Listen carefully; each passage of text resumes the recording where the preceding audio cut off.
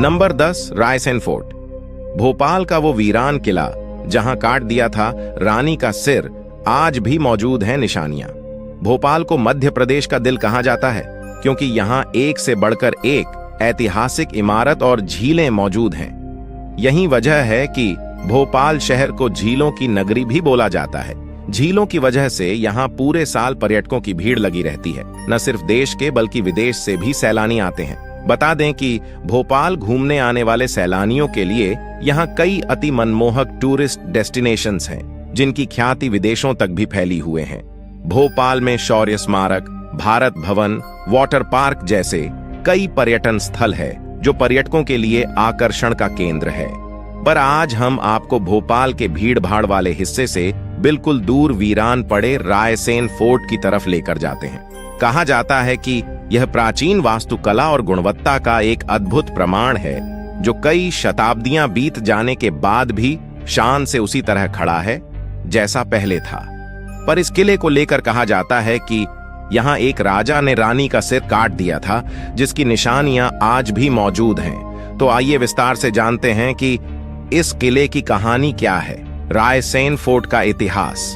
इसके रहस्य पर बात करने से पहले जरूरी है कि इतिहास पर बात की जाए।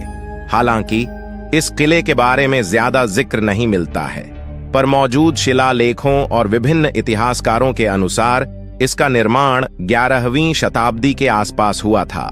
वहीं कई लोगों का यह भी मानना है कि गोंडवाना के सल्लम यानी सलाम वंश के शासकों द्वारा इस फोर्ट को बनवाया गया था। वहीं कई लोगों का मानना है कि रायसेन फोर्ट को 10वीं शताब्दी में परमार वंश के राजा राज सिंह द्वारा बनवाया गया था। इसके बाद रायसेन फोर्ट पर कई शासकों का आधिपत्य रहा है। कहा जाता है कि लगभग 16वीं शताब्दी तक यह किला मुगल और भोपाल के नवाबों के भी अधीन रहा।